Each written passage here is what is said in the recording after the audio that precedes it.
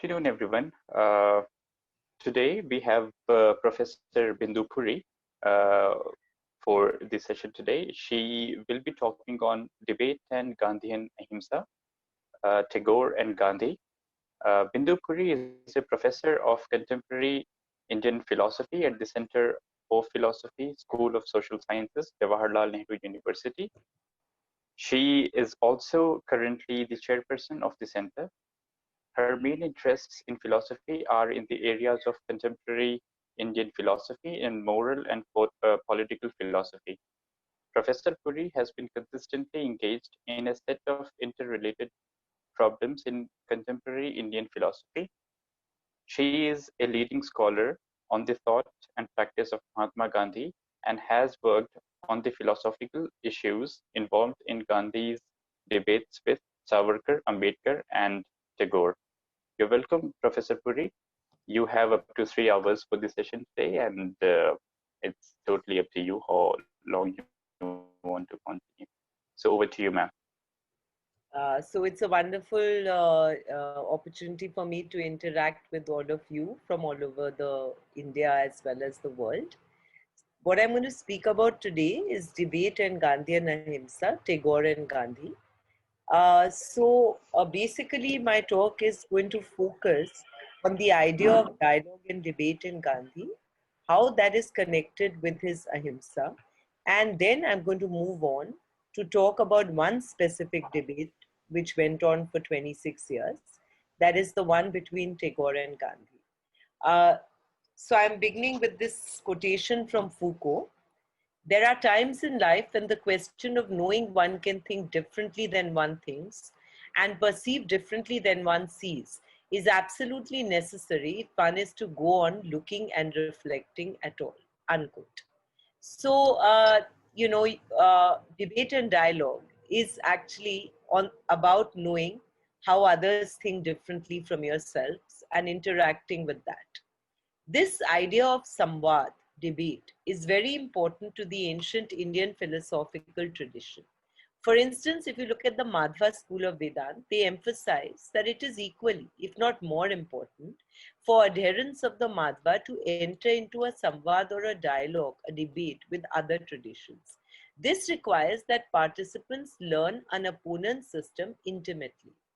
For this tradition, taking an opponent's position seriously is the most respectful way to arrive at it. So, Gandhi's life and work is best understood in continuity with the Indian philosophical tradition.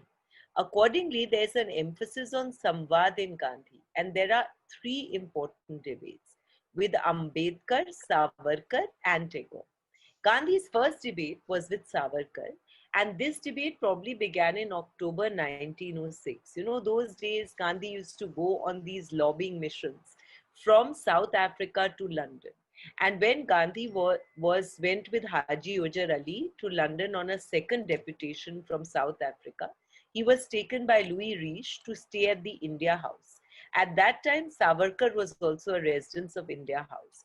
In 1909, Gandhi was once again in London for a deputation from South Africa, and he met Savarkar on 24th October 1909 at a Dasera dinner in Bayswater at Nazimuddin's Indian restaurant. And, you know, they interacted at that time. And the debate, they had a bit of a heated exchange at that time, because Savarkar said, look, the Ramayana and the Mahabharata don't teach you non-violence, and therefore your idea that these texts teach you non-violence is like completely wrong. The debate between Gandhi and Savarkar, and where Gandhi could not engage in a dialogue with Savarkar, then he actually wrote, many commentators say that he wrote the Hind Swaraj in order to engage with the arguments of Savarkar. So this dialogue and debate between Gandhi and Savarkar was about conflicting understandings of colonial India's past, different interpretations of the present, contesting expectations of the future. It raised conflicting understandings of Indian identity, nationalism, and Hinduism. Gandhi's second debate was with Tagore, and it started about the time they met in Shantiniketan in March 1915. The debate with Tagore was primarily about the nature of individual or collective freedom and the proper means to attain such freedom. Tagore raised important issues. To him, it was important that an individual retain her freedom in the negotiation of relationships to past, present, and futures. Such relationships could demand that the individual subsume her self identity in collective religious or national identity. For Tagore, collective identities were deeply problematic. You know his critique of the idea of Western nationalism. The third Gandhian debate is with Ambedkar in the 1920s. It is a debate about conflicting interpretations of history, memory, caste, varna, and of the proper means to eradicate untouchability and secure justice for the depressed classes. So you see Gandhi always wanting to enter into dialogue with his critiques. In a sense, all these three exchanges were about different issues: Indian identity, collective self of India, freedom, questions of modernity, justice, Dalit identity. Yet they can be interpreted as having shared an underlying tension. This can be spelt out as a tension about how the colonial Indian mind was to negotiate a relationship between tradition and modernity.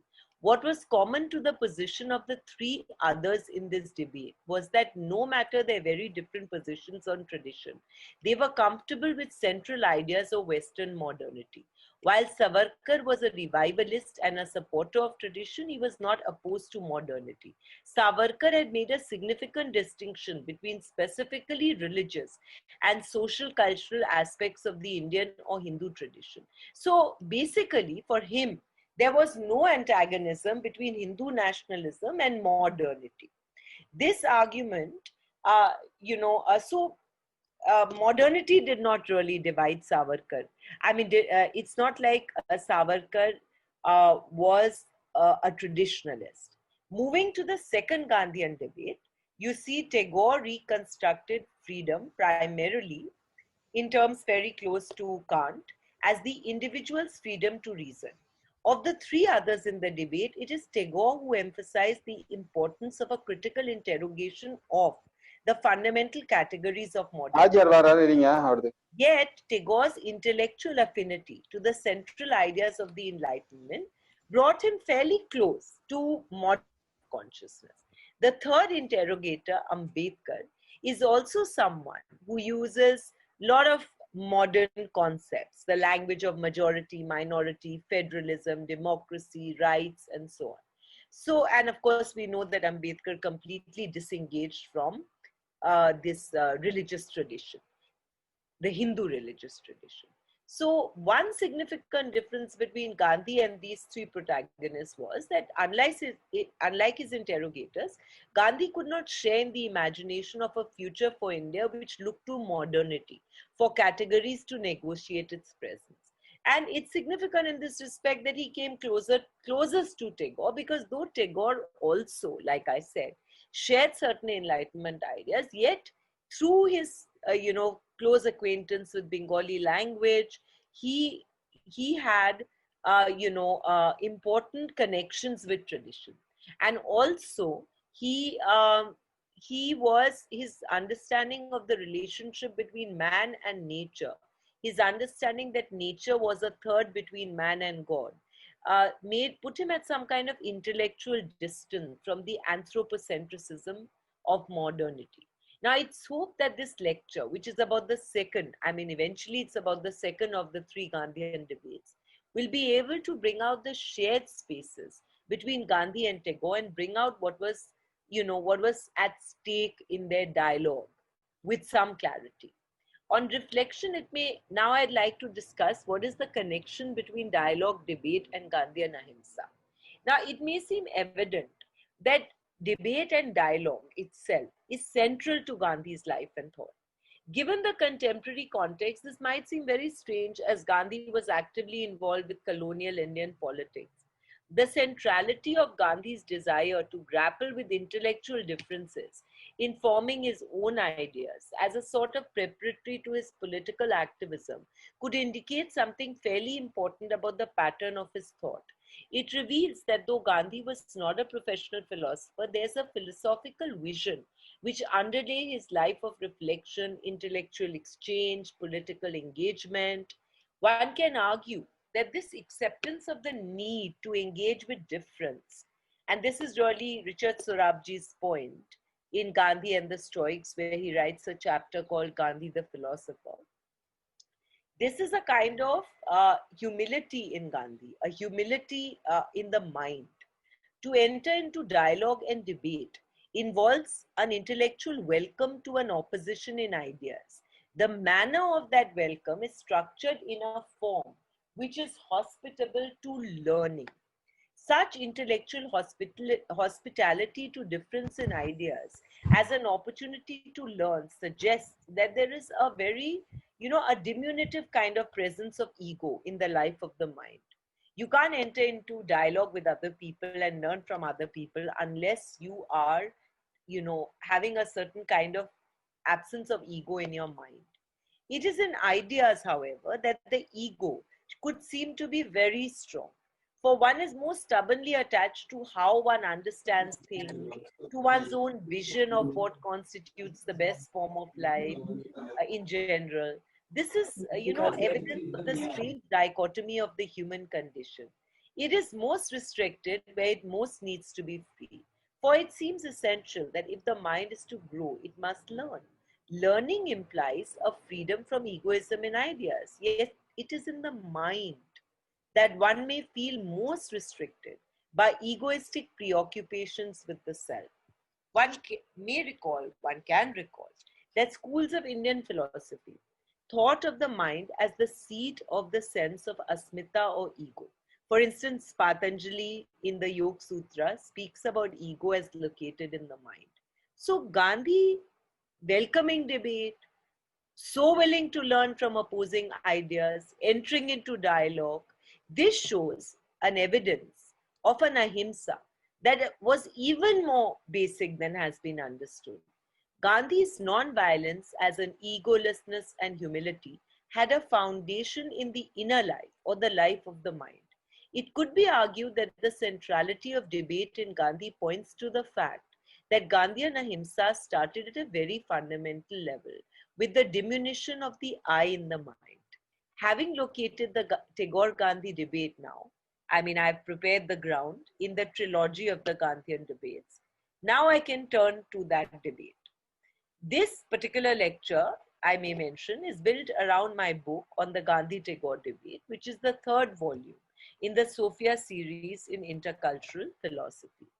So I'm moving now to the history of the exchanges so that you may understand how they entered into dialogue and how important the debate was in influencing, in terms of the way it influenced the ideas of both Gandhi and Tagore.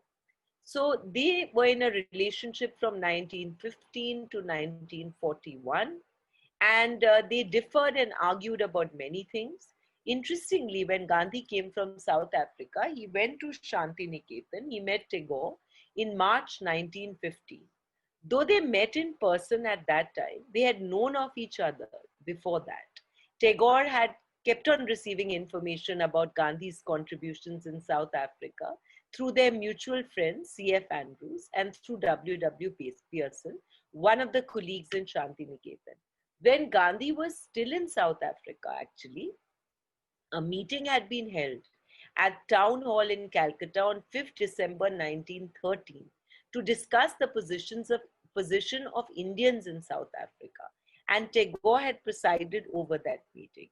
Andrews wrote to Tagore very frequently from South Africa, and consequently Tagore was so very well acquainted with Gandhi's activities. Gandhi had also met Tagore's older brother Jyotindranath in Calcutta on an earlier visit to India. And this is on record that in 1901 at the Calcutta session of the Indian National Congress, M.K. Gandhi had moved a resolution on behalf of the 100,000 British Indians in South Africa. So he had met Jyotindranath Tagore and at this time, and after that, a translation of some of his articles on the Indian settlers in South Africa was published in Bharati, which was a journal closely associated with the Tagore family. So you see there's a history over there before 1915. In a friendship which has spanned 26 years, very interestingly, Tagore and Gandhi argued on many things of personal, national, international significance. The tenor of the differences between them may be read off their very first meeting. This meeting has inspired artists and writers alike. The meeting between C.F. Andrews, Tagore, and Gandhi in 1915 actually has been portrayed in a very beautiful mural at the Birla House in New Delhi. It was painted in 1973 by Ram Kirpal Singh.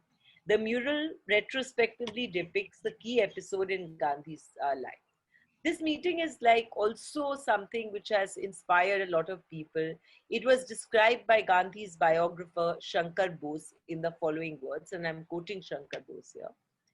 Gandhi, the lone, ascetic man of action, went to Shanti Niketan to meet Tagore, the poet philosopher, who looked stately in his flowing beard and gown. This meeting between the two men, both so firmly rooted in Indian culture, was a picture in contrast, and they discussed many matters, including Gandhi's favorite subject of dietetics. Gandhi maintained that for making puris, good grains were converted into poison by frying the same in ghee or oil. Tagore, the lover of art and life, said he had been eating puris all his life and they did him no harm. Unquote. So you see, dietetics was at that point very important to debate. Gandhi was extremely disturbed by the kind of food that was being served in the Shanti Niketan kitchens. So, be it puris or matters of more consequence, Tagore insisted upon the freedom to differ. A series of articles written by both of them appeared in Modern Review and in Young India, kind of entering into discussion about questions raised by Tagore. Tagore's early criticism of Gandhi appeared in 1921 in the form of letters to his friend C.F. Andrews. These were published in Modern Review in May 1921. Gandhi replied now, so it's a dialogue. It's not a one-sided criticism, and it's a debate because Gandhi kind of gives arguments too. Gandhi replied with two articles in Young India. Now they come in June 1921.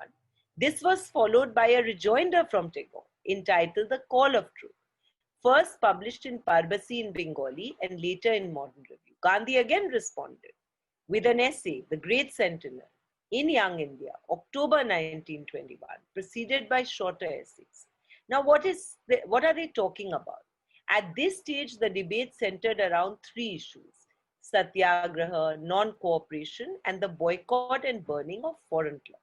You know, when I was writing this book, I had occasion to get a letter that Rabindranath Tagore wrote to a friend of his called Sri Vijendra Narayan Bagchi, who was a very staunch supporter of Mahatma Gandhi. Tagore in this letter actually wrote about his differences with Gandhi. He wrote, "When I came back from my trip abroad, I had more or less decided that I would work under the orders of Mahatma Ji. However, when I came back, I realized that I was not in tune with him. Deep down, I had reservations about the very core of his arguments." So, with a very short break, the debate again started in 1925 with Tagore's essay, The Cult of the Charkha. This was followed by another essay, Striving for Swaraj. This was in September 1925 issue of Modern Review. Gandhi also responded with two essays, The Poet and the Charkha, The Poet and the Wheel. There was another spate of letters between them in early 1930s concerning the efficacy of fasting as a means of resistance. Remember, Gandhi, used to adopt fasting as a means of resistance. So this is how they kept on kind of engaging with each other about issues which they didn't agree with. In 1934, there was the Bihar earthquake, and Gandhiji at that time issued a statement. Now, once again, this brought Tagore into conflict with him because Tagore felt that there must be freedom in the mind. So Gandhiji is saying that the earthquake is a sign of, chastisement for the sin of untouchability. According to Tagore, this was really some kind of obscurantism. And in February 1937, quite surprising, you'll find, Tagore requested Gandhi to be a life trustee in Shantiniketan, in Vishwabharati. Gandhi last visited Shantiniketan in 1940 and Tagore died on 7th August 1941. So that's the history of the dialogue, debate, exchange, and so on. It's very interesting that all through these exchanges, they remain very good friends. And many times, Gandhi actually wrote to Tagore that I'm embarking on this fast. You haven't sent me any critique, and I'm waiting for your criticism. And he often said that the poet is like a lighthouse. He shows me what are the obstacles lying in my path, what mistakes I may have made. So it's very interesting that this was a dialogue which was ongoing, and yet there was a friendship which was developing all the time that the dialogue was going, which is very surprising because today we can't think of being friends with somebody who's always critiquing us or making arguments against us. So, in the next section, now I'm moving to talk about what are really the difficulties that Tagore finds with Gandhi. Now, in their relationship from 1915 to 1941, there is, Sabyasachi Bhattacharya says that there is a certain kind of framework to it. The framework suggested by him in this book, The Mahatma and the Poet, Letters and Debates between Gandhi and Tagore, basically divides the exchanges into four periods: 1915 to 22, 23 to 28, 29 to 33, and 34 to 41. The issues that divided them, now they are historically clubbed. At different times, different issues become important, but broadly, they include Gandhi's equation of spinning with Swaraj or freedom, the non-cooperation movement and associated boycott of educational institutions, Swadeshi and the burning of foreign cloth, and the possibilities of martyrdom in Gandhian fasting. However, despite the disparate nature of the issues, I have argued in my book that this debate is primarily about the difficult nature of untruth and the proper means to become established in a state of truth, qua freedom or Swaraj.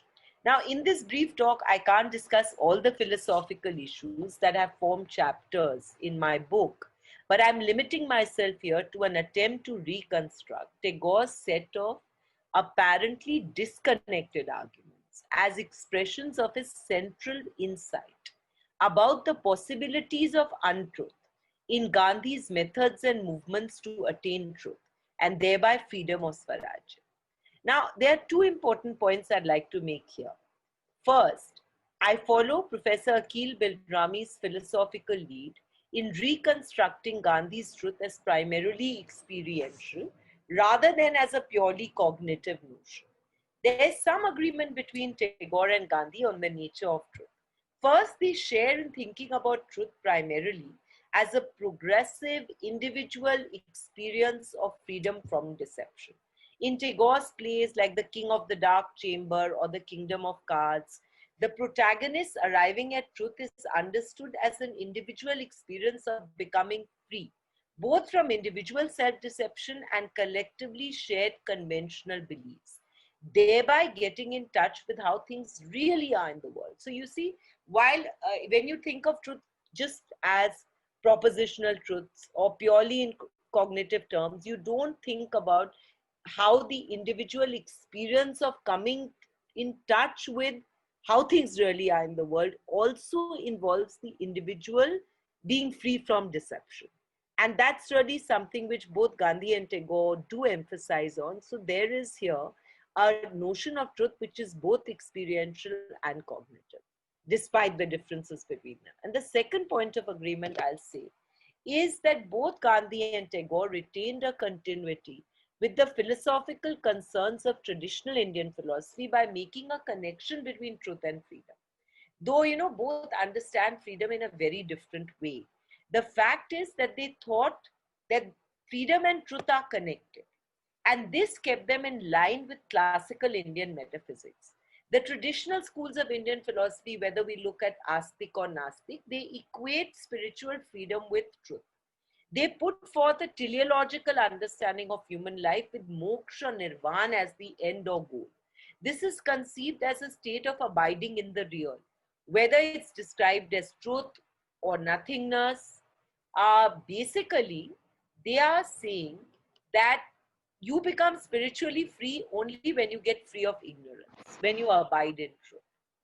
So, in this connection, you find Tagore saying, quote, freedom is truth when it is true when it is a revelation of truth, unquote. Gandhi also equates freedom with becoming established in a life of truth and insists that individual freedom is primarily moral self-rule or freedom from the demands of the inauthentic life. So these are the two things where they are coming close.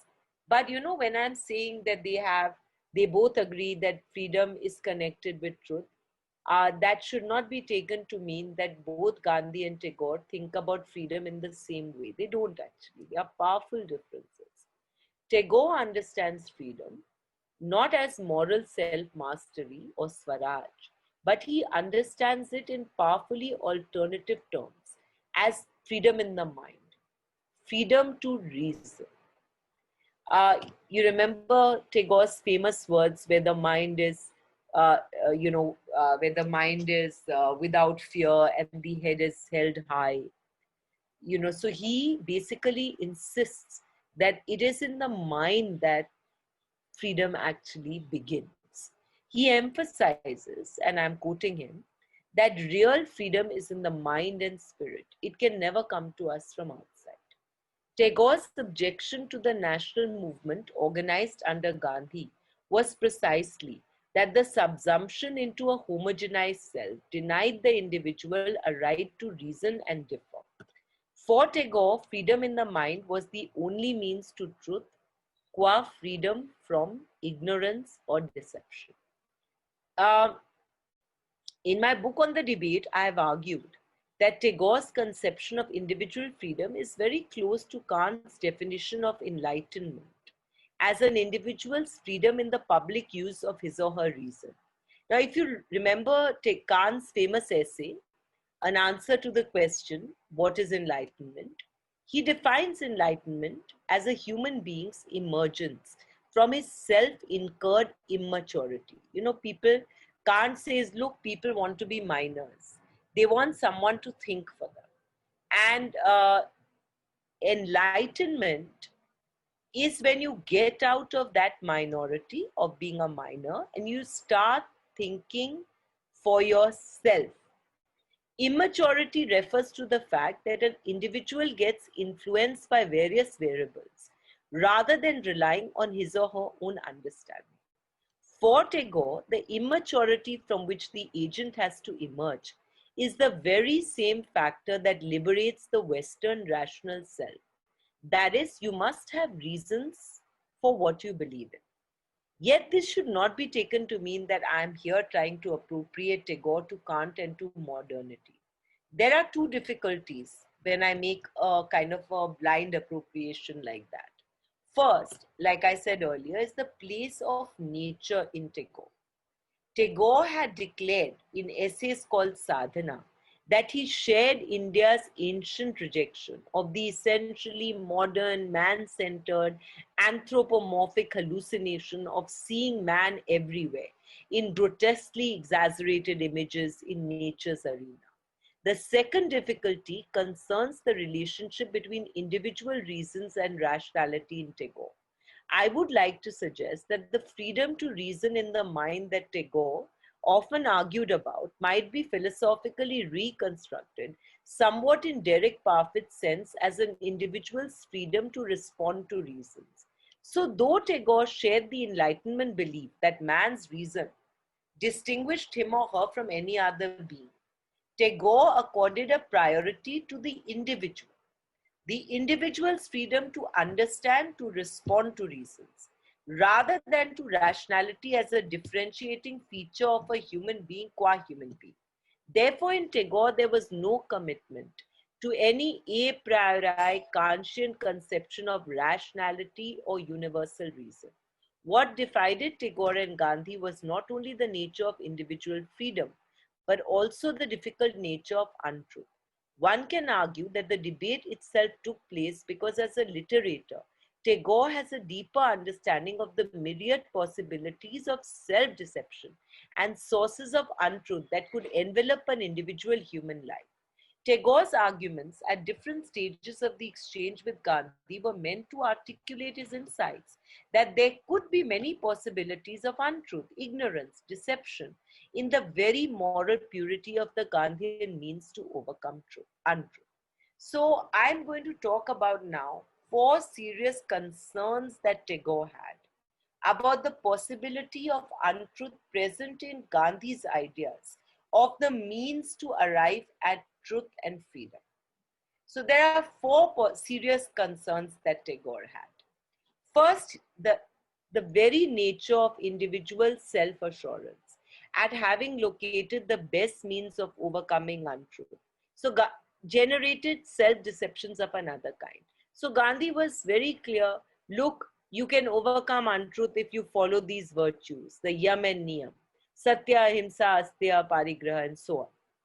This kind of self-assurance, according to Tagore, this could itself lead you to untruth. Secondly, Gandhi's idea that unquestioningly obeying ethical principles, which Tagore said, look, Gandhi speaks about mantras, and Gandhi thinks this is the chief means of reaching truth. And he's got the idea of uncritical obedience.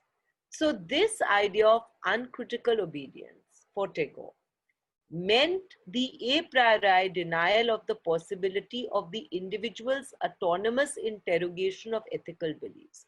Consequently, according to Tagore, any uncritical or blind obedience to ethical dictum could become a powerful source of untruth in individual moral life. So he said, look here, this idea that following this and that is the only way of getting to truth, following this or that is the only way of getting to freedom, is in itself a source of deception. So for example, Gandhi said, if you spin, you will get Swaraj. And Tagore said, how can you say that? That is in itself a source of untruth. Thirdly, the third difficulty was that Gandhi reconstructed the moral life in strongly ascetic terms of self-denial. And this was the only path to truth according to Gandhi. Now, for Tagore, this, this kind of self-denial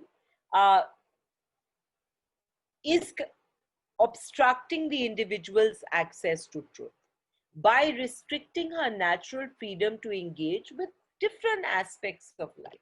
So, Tagore says, look, the denial of the body means you're denying all this possibilities of truth to the individual.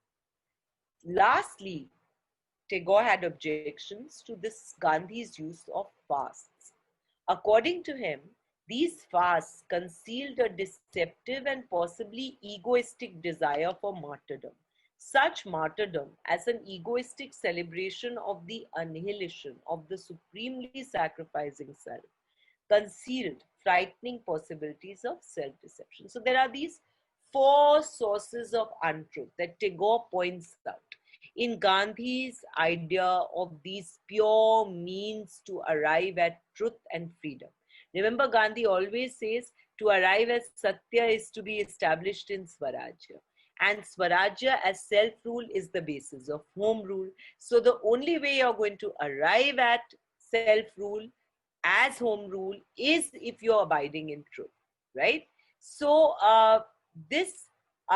according to Tagore, there are all these possibilities of untruth in the very purity of Gandhi's means to the truth. And I'm going to look at each and every one of these points. The first one, like I said to you, this is in section A, is on ethical self-assuredness and Tagore's problems with that. For Tagore, it's Gandhi's very self-assurance about the truth of ethical principles that seem to lead to possibilities of the individual becoming progressively confirmed in a life of untruth. There are two sorts of ethical dictum that Gandhi had invoked as what Tagore is describing as terming unquestioned mantras. Tagore uses this term mantra. So there are two kinds of these mantras that Gandhi invokes. One, he talks about the virtues, cardinal and casual virtues, which are nothing but the yam and niyam of Patanjali, which were reconstructed as vratas or vows. Tagore thought that the selection of these traditional vratas as individual vows is ethically arbitrary. The second sort of ethical dictum to which Gandhi often referred could be described as subjected codes of conduct, but it would be necessary to add a caveat. Namely, that these are not subjective in the sense that they are valid only for the individual subject, right? If he or she should choose to obey them, but in the sense that they are powerfully contextual. In the particular situation of the Indians struggling against colonialism, these ethical rules are seen as necessary and universally obligatory. Chief among these are the Gandhian principles, such as spinning for Swaraj, wearing khadi, advocacy of Swadeshi, burning of foreign cloth. There seem to be two reasons for Tagore's difficulty with the self-assured advocacy of both Gandhi's ethical vows and rules of conduct. First, the Gandhian self-assurance about the truth of particular vows or moral rules is a moral self-confidence in the absolute nature of certain selective moral truths to the exclusion of all others. So Tagore said, why do you think khadi is important? Why don't you talk about making, village uplift? Why don't you talk about general development of the village? Why can't people contribute in their different ways? Why do they all have to spin? He said, look, poems I can spin, but of your khadi, what a mess I'll make. So the basis of such an exclusionary selection and confidence could only be the received nature of the vows and tradition as traditional, or Gandhi's own very individual insight into the truth of moral rules. Both of these grounds are equally egoistic and can lead to untruth. Tagore argued that, and I'm quoting him, the man who aims at his own aggrandizement underrates everything else. Compared with himself, the rest of the world is unreal, unquote. In the context of tradition and collective self-assurance as the ground of the obligatory status of vratas and ethical beliefs, Tagore cautioned Indians against surrendering their greatest right, and I'm quoting him, the right to reason and to judge for oneself, to the blind forces of shastric injunctions and social conventions, unquote. So, if you say, look, you find people saying that the only way of getting to God is this, the only way of arriving at the truth is this. Tagore found this to be, something which is very egoistic. A related difficulty for Tagore came from the effect that such kind of self-assuredness had on individual moral life. Such individual self-assurance made the living of the moral life extremely inward-looking. Inwardness could easily degenerate into an egoistic moral smugness, sense of self-satisfaction. This could become obstructive of plural possibilities of arriving at the truth that lay outside an individual or group's strongest ethical convictions. So if you look at Tagore's novel Char Adhyay, there is a kind of, it's a literary form of the comment that self-assuredness about following what one believes in or what the guru or master believes and tells you can destroy individual moral life, because you'll keep doing that without seeing there are other things happening outside, other ways of arriving at truth. Now, the second difficulty was that this Gandhian understanding of the moral life as a life built around a self-assured advocacy of vows and moral laws is transforming morality into a purely mechanical exercise of rule following. Among those who profess to be Gandhians, moral life seemed to have become unreflectively equated with spinning, Swadeshi, wearing khadi, following the vratas. There was no moral space for the role of critical individual reflection in response to the particularity of moral situations. One could perhaps understand what might seem to Tagore to have been lost. If you recall Aristotle's notion of phronesis, one way in which phronesis might be reconstructed could be as the ability of the good man to respond from within moral life to the particularity of actual moral situations. For Tagore, individual moral life could well be built around received ethical insights and traditional rules, but the individual needs to retain the crucial ability to respond to reasons. In particular situations, he or she should respond to reasons. You should be free to respond. And that could show you that sometimes following rules or keeping vows can become positively immoral or wrong. And Tagore shows that in some of his novels like Gora and The Home and the World. So in The Home and the World, for example, a petty trader, all his goods are burnt because they are foreign goods and he has nothing to eat after that. So here, Swadeshi, if you try to impose Swadeshi in such a way, then it can actually destroy other people's lives. So then it's no longer a virtue. So, and same thing happens in Gora, where the hero thinks that following all Brahmanical rules is the correct way of going about life, and later at the end of the story he finds out he's not an Indian, he's actually an abundant son of Irish parents whom this Brahmin woman had tried to bring up. So by using such a dramatic literary maneuver at the end, Tagore is showing that sometimes this rule following can be totally inauthentic. So the truth of his birth makes Gora's self-assured rule govern morality appear stark in its blatant untruth. Tagore seems to be arguing in this novel and elsewhere in the debate that the good human life could flourish only if the individual has freedom to respond to reasons and if he or she is free to engage in different ways with ethical rules. So Tagore seems to have understood individual moral life as a critically spiritual exercise.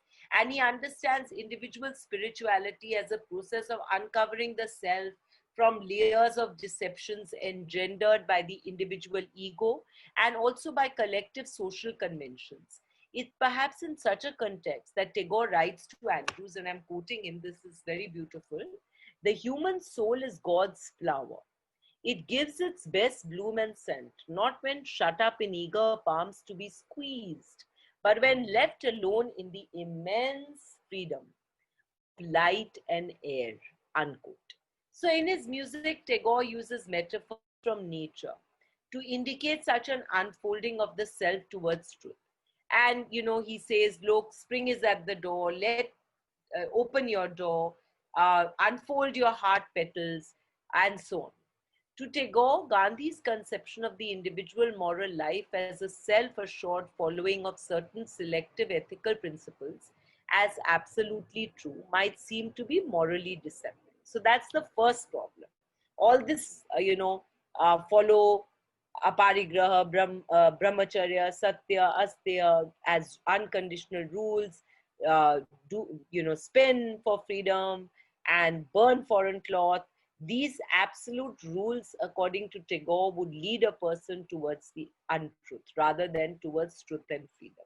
So, in this Call of Truth, Tagore writes that if you use means which are so set in untruth, how do you think you'll move towards truth and freedom? And also he said, look, if your mind is so unfree that you can't think for yourself and you have to follow Gandhi, then how are you going to ever arrive at home rule or freedom? So now the second objection, which I had spoken about, was about this whole idea of uncritical obedience. So I'm in this section B, I'm going to look at this, and it's called Of Moral Tyranny and the Demand for Obedience. So Tagore saw Gandhi's conception of the good human life primarily in terms of unquestioned codes of behavior and coercive forms of subjectivation. He felt that such an understanding of morality as a system of vows and rules entailed the idea of unquestioned obedience as the chief form of individual subjectivation. Implicit in the very concept of this vrata or vow that Gandhi talked about was Gandhi's belief that it must be kept at all costs. Tagore argued that so Gandhi often said that at all costs you have to keep the vow. So if you take a vow of asteya, non-stealing, aparigraha, non-possession, you can't give it up. Tagore argues that such uncritical obedience, which is insensitive to particular situations, entangles human life in a web of deceit. It's not hard to reconstruct and put together Tagore's arguments about uncritical obedience and the possibilities of untruth. In 1921, in The Call of Truth, Tagore says that, look, there is a spirit of persecution in the country which comes from the demand on every side that reason and culture must be closure. It's only necessary to cling to some unquestioned obedience. Now I'm quoting Tagore, obedience to whom? To some mantra, some unquestioned creed. What of such obedience? What is this obedience?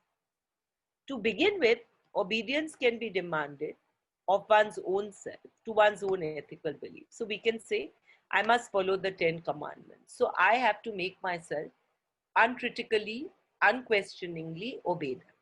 However, the situation can become more compelling when an individual's confidence leads him or her to demand obedience by others in what he or she believes to be true or ethically obligatory.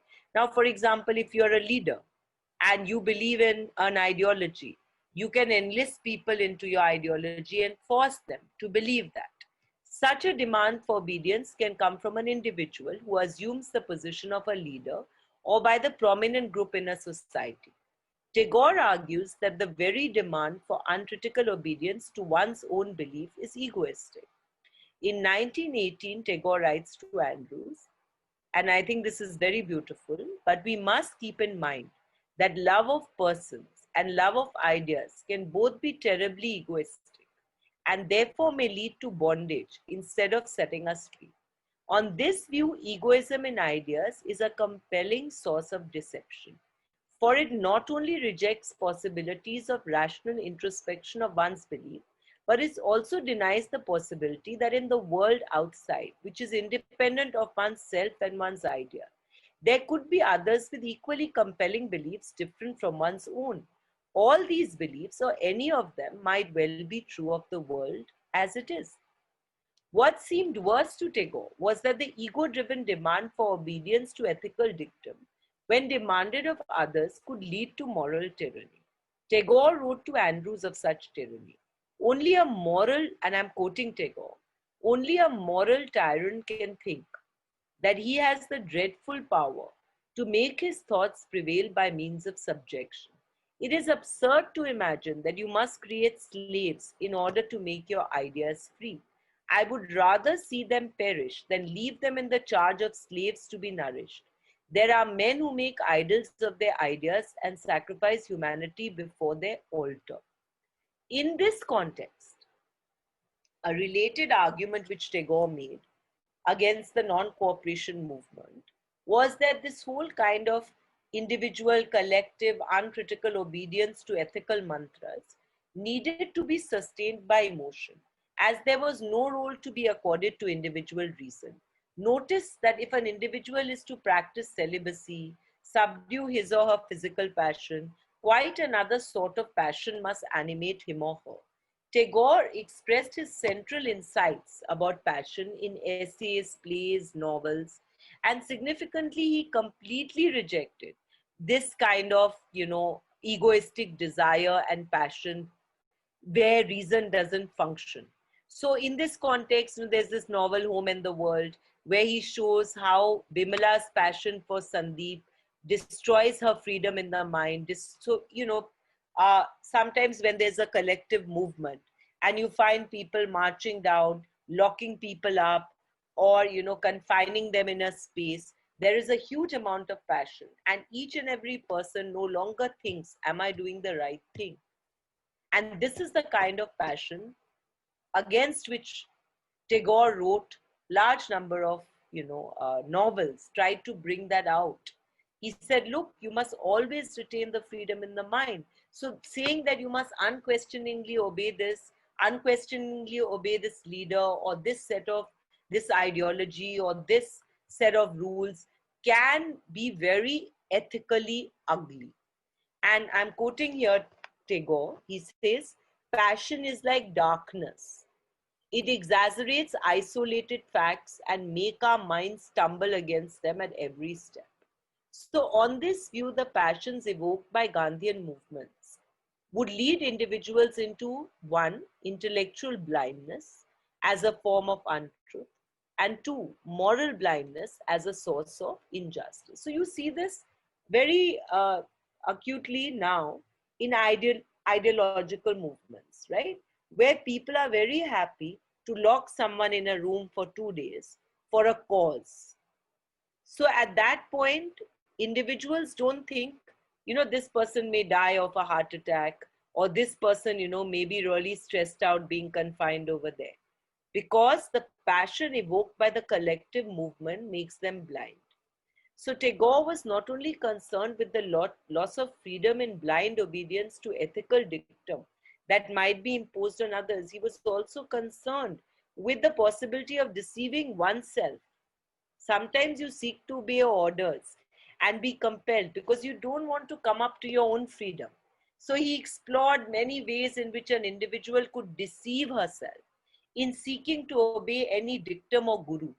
He says, look, there is a kind of inner drama in the individual's soul. And sometimes an individual doesn't want to take the responsibility for her own freedom. So in The King of the Dark Chamber, he uses the Queen Sudarshan as a metaphor for this kind of inauthentic desires in human nature. So, the Queen speaks to the King of the Dark Chamber in the play and tells him, tell me, compel me to do things, to compel me with words that will drown everything else in my ears. Speaking through the king, Tagore indicates that in an authentic life, an individual must own up to his or her own individual freedom to respond independently to reason. And the king tells Queen Sudarshan, no one will stand in your way. You can go as free as the unbroken stone. Now, the third set of reasons why Tagore found Gandhi disturbing and expressed this in the dialogue with him. This section is Gandhian asceticism, a denial of ordinary life. Another set of arguments about the possibilities of untruth inherent in Gandhi's notion of self-rule or Swaraj came from Tagore's understanding that self-deceptions need not only be caused by the preponderance of the physical body on egoistic self-concern. Gandhi was powerfully interested in the discipline of the individual body as, the seat of the ego. He might have been influenced a lot by Sankhya Yoga philosophy. He was very well acquainted with Sankhya Yoga and with the Bhagavad Gita, and he wrote extensively 1,000 pages on the Bhagavad Gita and has over 200 references to Patanjali's Yoga Sutra. So according to Sankhya, it is the realization of the self that is distinct from Prakriti that makes the self liberated. So it was in the light of Sankhya Yoga that Gandhi thought about the relation of mind and body in his moral and political thought. As the body was unconscious, perishable, site of sexual activity, Gandhi thought of the body as a contingent reality. Therefore, Gandhi's conception of the ideal self is the person of the Satyagrahi, who disciplines the body by the practice of the Yam Niyam. The realization of the self's distinction from the body is what led Gandhi to argue that the first requirement of the political battle is that the individual body becomes trained to respond to ethical discipline. Now, Tagore was deeply disturbed by all this. An ascetic denial of the claims of the body, according to him, could become a self-deception of another order. He argued that it is an inflated sense of self that dominates individual efforts at self-denial. In addition, Tagore seems to have had a slightly different argument about the possibilities of untruth in Gandhian asceticism. It's important it was like for Tagore, he said, look, you have to think about the manner in which as an individual you accept the world and the many possibilities of experiences which it offers to human life. And according to him, you have to accept the world with joy. And receiving the world involves, quoting Tagore, an engagement with all experiences in an environment of completeness. Human beings are bound to the world with numberless threads. Therefore, for Tagore, taking a delight in your physical and spiritual being are both important to receiving the world with grace. So he was not ready for this kind of ascetic denial. This sort of argument, Tagore's argument, was possibly based on his very different understanding of human nature. Quoting Tagore again, I do not believe in the physical body to be the highest truth in man, but I still less believe in the destruction of the physical body. What is needed is an establishment of harmony between the physical and spiritual nature of man, unquote. Such an understanding forms the background for Tagore's critique of political asceticism of the sort that Gandhi expresses in the non-cooperation movement, in the boycott of foreign cloth, boycott of educational institutions. For Tagore, both individual and collective Gandhian asceticism as a means to self-mastery seem to have involved untruth in its rejection of ordinary physical life. It may be worthwhile right now for me to note that Tagore seemed to have argued consistently in support of the demands of ordinary life. For instance, in the debate with Gandhi, he often drew on the contrast between the notion of Brahma Vidya as positive and life affirming and Nirvana as negative. For Tagore, any sort of asceticism was dukkha and misery, and opposed to the aspiration of the properly human life, which was ananda or joy.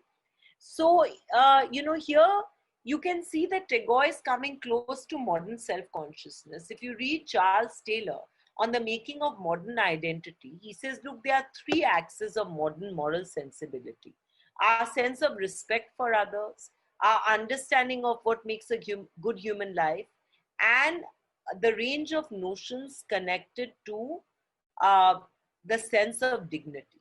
So there are two more features he speaks about: affirmation of ordinary life and the importance we now put on avoiding suffering. So Tagore, comes close to modernity in, affirming that ordinary life matters. You can't be giving in to such kind of asceticism. Now, the last difficulty Tagore faced was about martyrdom and fasting, the individual's exaltation in self-effacement. Now, here Tagore says that this kind of mortification that Gandhi is doing has tendencies to lead the individual self into an egoistic and obsessive preoccupation with its own powers of endurance as a source of moral greatness. Tagore felt that an authentic life is one when the individual needs to free herself from the confinement of the life of the self. Gandhi's fast tended to encourage a fanaticism which took pride in the glorification of a supremely sacrificing self for what was seen as a worthy cause. And for Tagore, this is dangerously egoistic. So, Tagore said that you want to become a martyr and you want to stand apart and so on. So this is really what you're doing. Now, I'll just like to move to the next section where I want to say that Tagore may have misunderstood a little bit the possibility of untruth in Gandhi's methods. Now, I'm saying that though Tagore's arguments might well work against those who blindly followed Gandhi, Tagore somewhat misunderstood what he saw as the possibilities of untruth in Gandhi's self-assuredness about moral truths and codes of conduct. Um, the Gandhian, insistence on what Tagore argued was an unquestioned, blind obedience to ethical mantras. It must be understood against the background of 2 points about the nature of such obedience. First, that as Gandhi lived a life which was primarily involved in action, his advocacy of moral rules and vows could not be understood apart from individual practice. This meant that practice rather than belief was central to Gandhi's conception of the moral life. To Gandhi, it was not enough that you professed to believe in this vow or that one. It was more important that you practiced in your own way what you believed in. The centrality accorded to practice and to individual engagement brought in certain flexibility in individual life. It transformed what appeared to be blind obedience to mantras into an individual's ability to respond to particular moral situations from within a good life. So you see, Gandhi, though he talks about ahimsa, yet he admits exceptions to ahimsa. Secondly, the second point which Tagore missed was Gandhi's commitment to truth was inseparable from the practice of ahimsa. These 2 points guarded the path to self-rule or Swarajya in Gandhi from degenerating into soulless obedience, self-deception, untruth, loss of freedom. Just a word about both of these. The first thing, moral practice and testing one's moral beliefs. Gandhi had this whole emphasis on practice. And Tagore kind of did not see how this emphasis on practice basically prevented Gandhi's rules and vratas from degenerating into something which is merely mechanical. The first important point about Gandhi's reliance on an unquestioning obedience to moral rules of conduct as a means to truth and self-mastery was the sort of moral practice recommended by Gandhi. As he was not an idealist like Tagore, the life of truth in Gandhi was not a self-absorbed life of a quiet, unchallenged contemplation sannyas. One might agree that in a primarily contemplative life, an obedience to ethical rules could become a self-absorbed and fastidious following of traditional rules. For Gandhi, individual life was living the good life in the presence of others. And many times these others were hostile to the self. And this was the only means to truth and freedom. 3 notions became central to Gandhi's conception of individual moral practice. First, that individual must voluntarily subject himself to moral rules. Then secondly, there was always the presence of the other. And thirdly, there was the idea of making moral experiments. So, when you're going to follow things voluntarily, obviously there's not going to be any coercion. Secondly, you have to see that there was the idea of living continuously in the presence of others. So in the preface to the story of my experiments with truth, Gandhi writes that somebody asked him, why are you writing an autobiography? So Gandhi says, look, by writing my biography, I want to tell the story of my experiments with truth. So, here Gandhi always wants others to come to know what he's doing. He wants the presence of others. Therefore, there is no question of unquestioning obedience. There's always dialogue with others. Third thing is that Gandhi is talking about making moral experiments. The very idea of making a moral experiment means that while following traditional rules, one is experimenting with what one believes to be true. Therefore, there is a constant vigil against making moral mistakes, a readiness to admit mistakes in Gandhi. And this vigil is something that Tagore completely missed.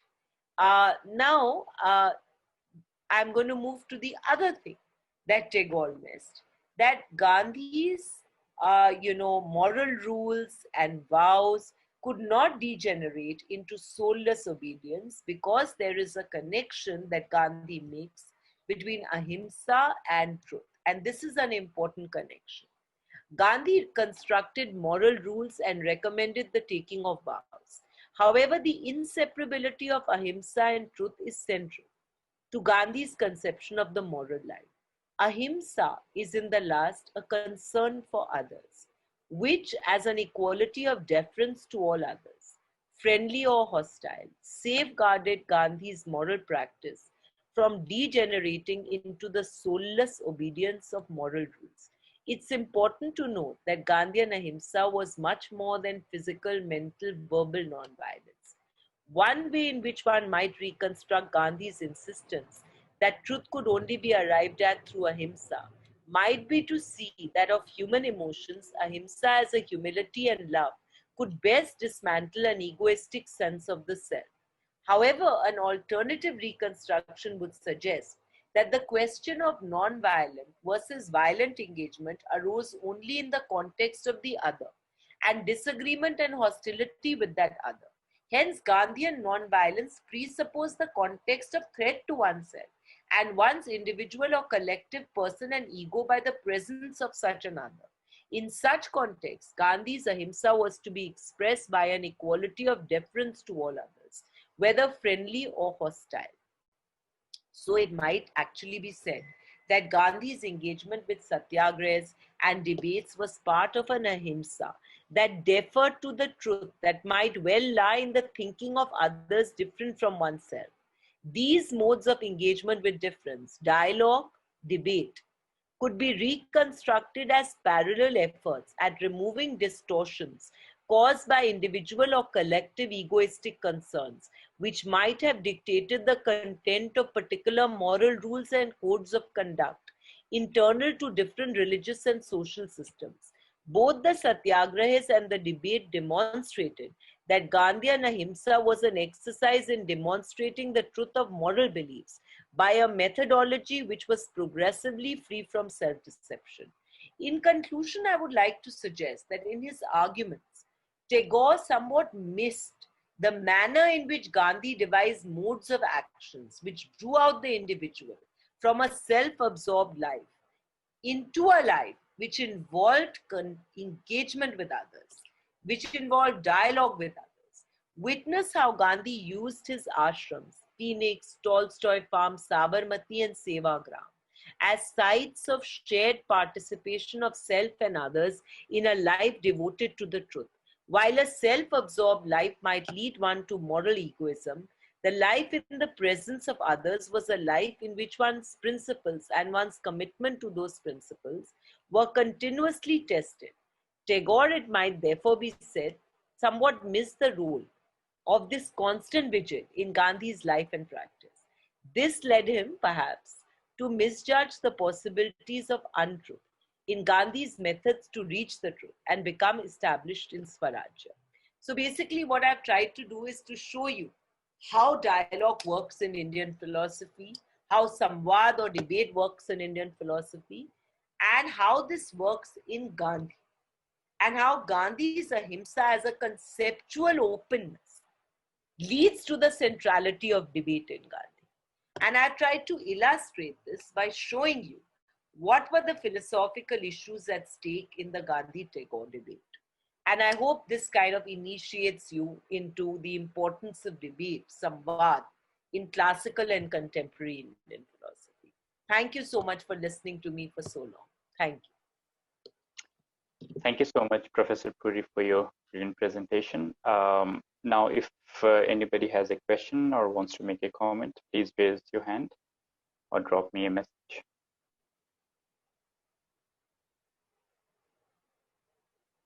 We can move on to it. Okay, Nitya says she has, but later. Anybody else right now?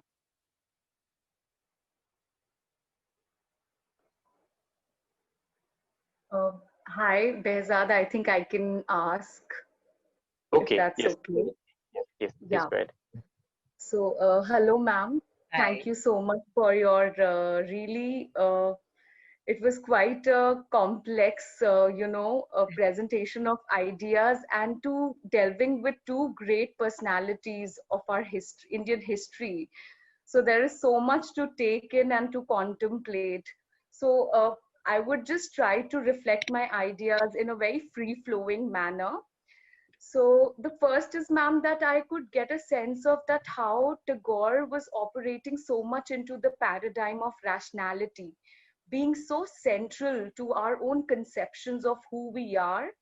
And of course, there cannot be a denial of our coexistence with the nature as a source of truth and how intimately we are intertwined on that front.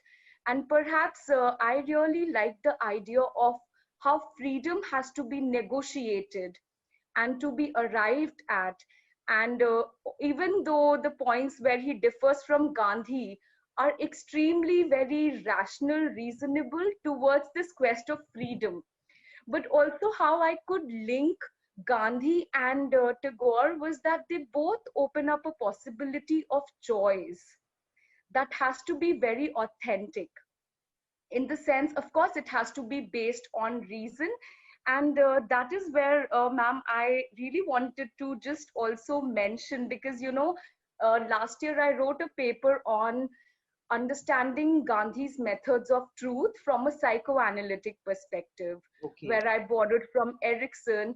And this is where, my major conclusion was that in the entire discourse of Gandhi's understanding, there was a link of introspection, where the political aspect of it, that sexuality and reason cannot be differentiated, even for Freud. And that also became a very central aspect to Gandhi's arriving at his notions of truth, which he says that, there is not a particular truth, it can vary. So linked to that, also came what you beautifully highlighted, that the centrality of the other, in the it, centrality of the other in order to arrive at the conception of the truth cannot be negated at all. And also perhaps the capacity to contain the other, whether it's the hostile other or maybe a tolerant other, but this constant engagement with the other cannot be denied, which perhaps, Tagore, I don't know, I'm sure I'm too naive to, and this was my first exposure to the philosophy of Tagore. So I was very intrigued, and thank you so much for sharing. And also of being an exemplar, like what Gandhi, in while he derived these methods, and of course there was an element of choice where other wants to imbibe or to personify that. So what you said, ma'am, thank you so much. I just wanted to this was my observation and comment. I think I am going with a lot of questions, in the sense that I will think about the questions, but really thank you so much. I'm a student of JNU myself. I submitted my thesis under Professor Dhruv Raina from Educational Studies. Wonderful. So, Wonderful. yeah, so I am very interested in philosophy, but I'm going to revisit your lecture once again, because there is so much to it and I'm unable to simplify it. I apologize for that. But, I would just. You made some wonderful comments, and I think you understood a lot of it. I liked your point about the centrality of the other to arrive at truth.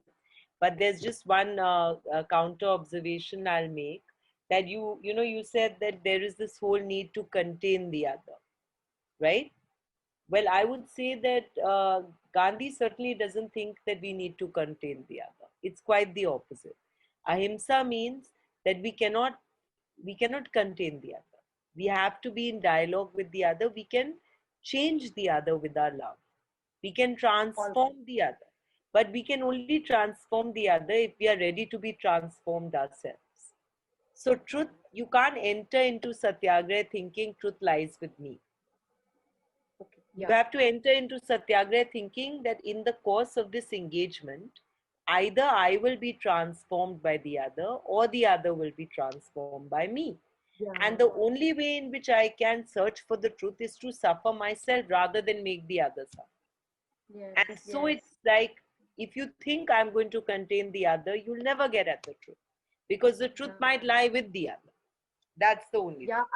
That's a beautiful point, ma'am, that it's a process to, like, how others can also lead us towards the truth. I mean, that is how, in fact, others do reveal the truth. It's a process of meaning making, the shared, what you said, the shared participation. Yeah. The process of shared. So thank you so much. Thank you so much for your comment. I learned so many things, and I think most of the things you said were very insightful. For instance, that reason is very important to Tagore. The coexistence with nature is very important. freedom means you have to think for yourself. You can't let Yeah. others think for you. All Thank you. all these are very important to understanding Tagore and the debate between Tagore and Gandhi. Thank you. Thank you, ma'am. It was a really beautiful lecture. I really will go back and reflect more. Thank you. Thank you so much. Thank you. Thank you, Nitya. Sabiha More now. Good afternoon, Bindu ma'am. I'm Sabiha More and I'm from Bombay. I'm an associate professor myself. I've come to attend your class as a student. And the good part is that I am been working in an institute whose name is Gandhi Shikshan Bhavan. Oh, Okay, wonderful.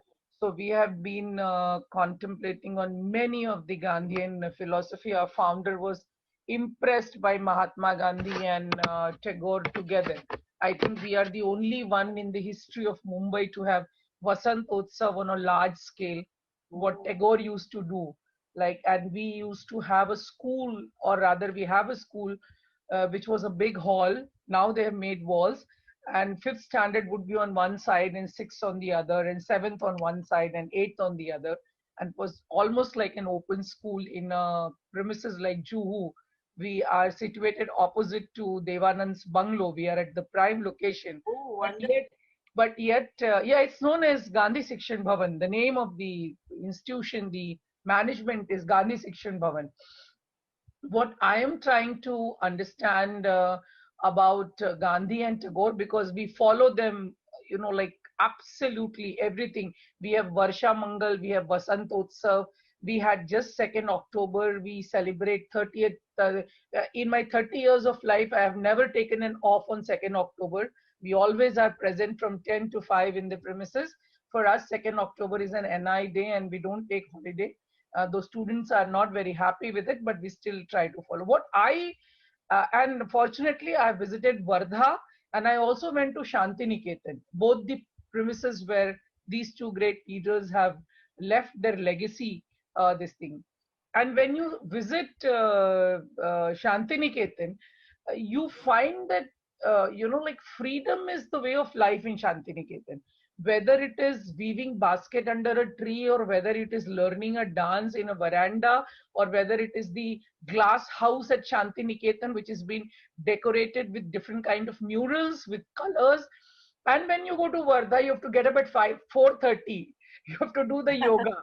You have to drink the kadha. You have to do the exercise. You have to do the shramdan. You have to do the seva. Everything is very scheduled, and you have to get up at 4:30. So Gandhi and Tagore were two striking, like features. I mean, both of them were working for a cause. I don't deny, but I find Gandhi ji was more obstinate. Like, was very obstinate. He never used to listen to anybody in the world, whether it was Kasturba or whether it were his colleagues or other people. And the best form of proving his point was to go on a satyagraha. That he used to say, "I'm going to fast. I'm not going to talk to anybody. I'll believe in this," and that maybe it's a, but he was very obstinate. He never listened to anybody. What he thought for a cause, or for as a, of course, one thing is very great. What he thought for others, first he practiced himself. That is what. If he was talking about celibacy, at the age of 41, fine day, he went to Kasturba and said, "Aaj se I'm going to treat you as my mother and sister." He never bothered to ask Kasturba whether you are happy doing it or not. But he said, "I'm going to be a celibacy. I'm going to follow celibacy today." So we feminists sometimes get very angry with him, saying that who was he to decide that Kasturba also will, have the arrangement in life like this, But then he was like that. And it takes a lot of courage for a person to leave a three-piece suit and adorn a lion cloth for all his life, for the next 40, 50 years in his life. At the age of 40, he became a Mahatma. But I feel that Mahatma Gandhi was very, very obstinate. He never listened to anybody. And there was no chance of if and but in his philosophy. What he believed, he believed. You remember in his Experiment of Truth, he has written his son was about to die, but he never allowed him to have that mutton soup or something in South Africa when the doctor suggested that he will die if he doesn't have the soup. He said, "Okay, let him die, but I'm a Vaishnav. I will not allow to have him a non-vegetarian soup." So what I'm trying to say is that in this dialogue, what I like the most part of is that you brought about it, that two different people with two different personalities, with two different mindset, yet they had a scope to talk to each other, yet they had a scope to understand each other. It was not like, I don't believe in your philosophy, so you are off the face of the earth, or I don't believe in your philosophy, which is a stark reality in today's life. If our youngsters can learn to coexist with each other, then learning about, you remember that 1934 debate between Tagore and Gandhi about, he said that, oh, Bihar had an earthquake because they believed in untouchability, and Tagore said, no, what you're saying is absolutely nonsense. One cannot have natural disasters being connected to somebody's sin. It's a very powerful debate which both of them had. But somehow in this time, why is it that I want to ask you, you are in JNU, I'm in Mumbai University, that there is no scope for dialogue?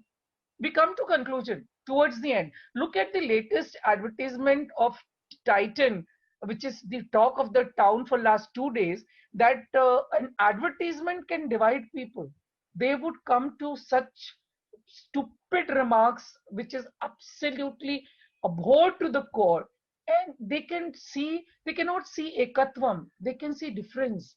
They can see, oh, it's a sazish to lure somebody into a marriage and make them something like that. Why is it? Why is dialogue so difficult? When Tagore and Gandhi can coexist and have dialogue, who are we, speck of a dust? कुछ नहीं कर सकते हैं. 30 साल में गांधी को पढ़ रही हूँ. आप मुझसे पूछेंगे कि तुमने क्या समझा सबिया, मैं बोलूंगी मैडम प्रॉब्ली 1000 पार्ट का कुछ एकाध पार्ट समझ में आया, अभी तो बहुत कुछ सीखना है. I'll take 2 lives to understand Gandhi. It's very difficult. You cannot understand Gandhi. I've been reading Gandhi almost, abhi मैं पढ़ रही हूँ नीलिमा अडार का The Secret Diary of Kasturba, and if you look at that book written by Neelima Adar, you will understand what all pain she had undergone under Gandhi. So please try to just focus on this young gathering, that how important dialogue is and how important it is to coexist with a different kind of ideology. Thank you so much. I enjoyed the lecture. My 30 years essence of reading Gandhi was revisited today with the examples that you gave, and Tagore also. And the most important part I remembering was Shantiniketan, when I went there and I saw how different the teaching was. You can do anything that you want to do under a tree, in the veranda, inside the class, outside the class.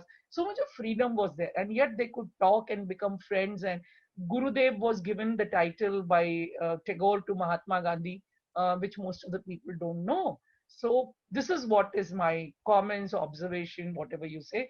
Thank you so much, ma'am, for being here. Thank you so much. Wonderful, wonderful. And I just have one comment on what you have said, that about coexistence. And I was just thinking that, the reason one really has to visit the connection between Ahimsa and Satya between Gandhi, because Gandhi says there's only one path to truth, and that is non-violence.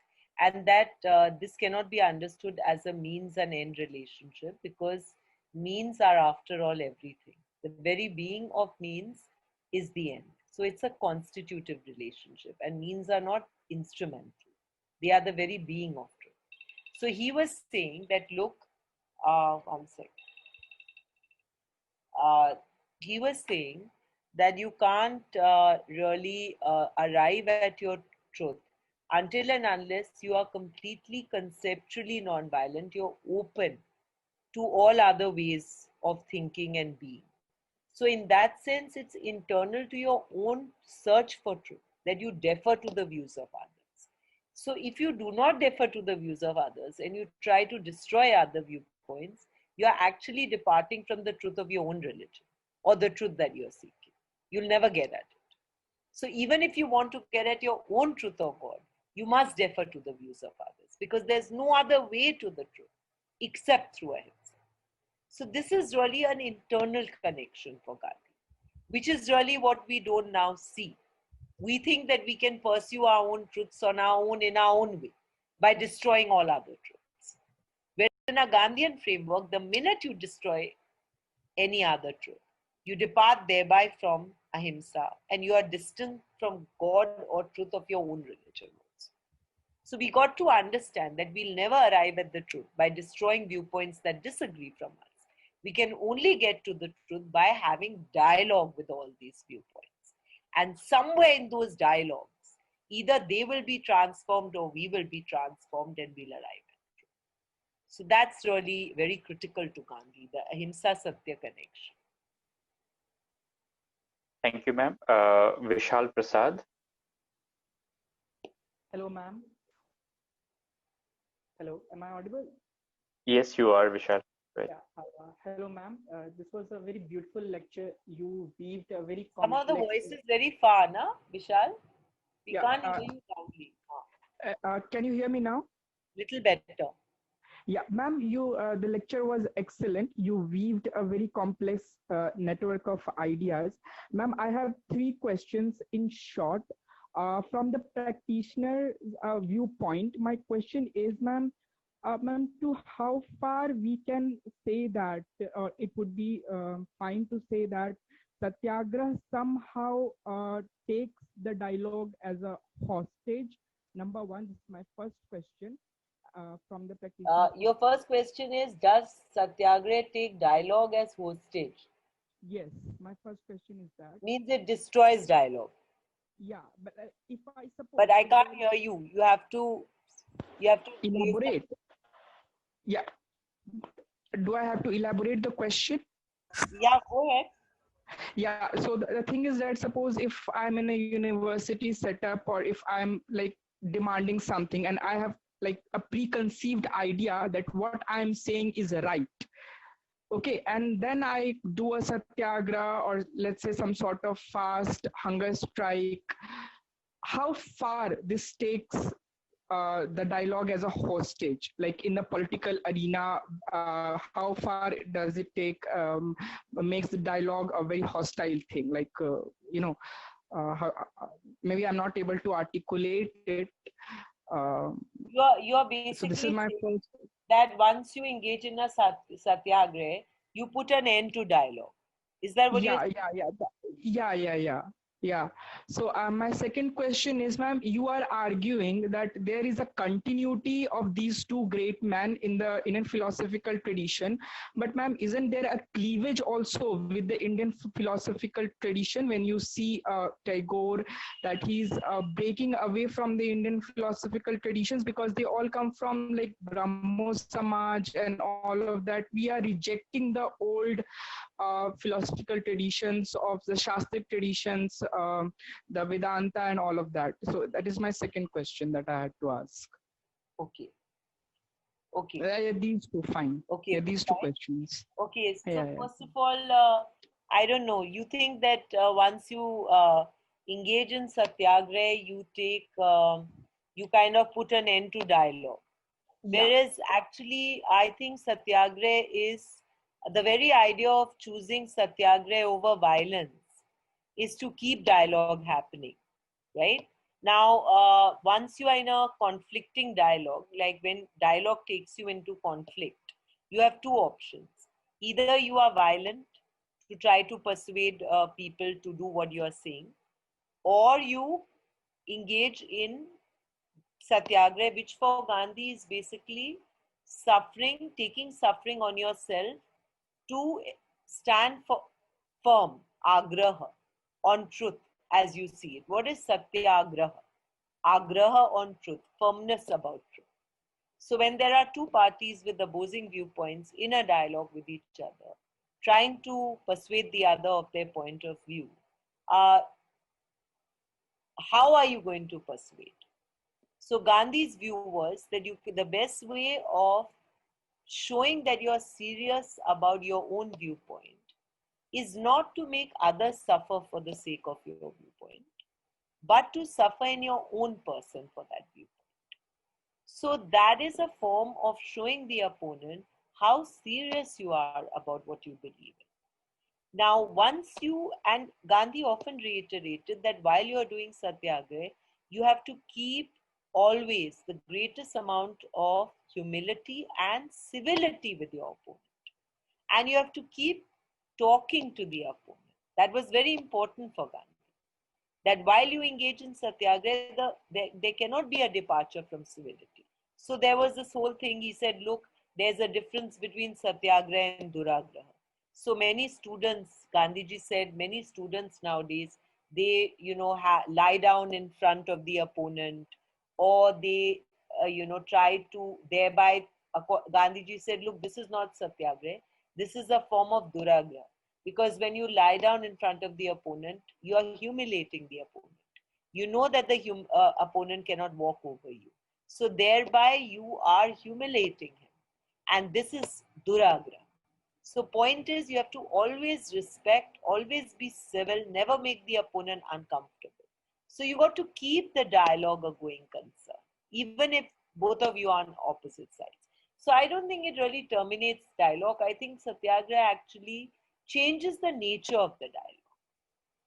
That you are trying by your suffering to make the other person see you're ready to suffer for the sake of your views. And that might have one of two effects. Either the other person will say, look, this person is ready to suffer so much in themselves, therefore there must be something to what they are saying. Or the other person can say, look, you're totally misguided, let me show you where you're wrong. So it's the dialogue is going on the whole time. That's the thing.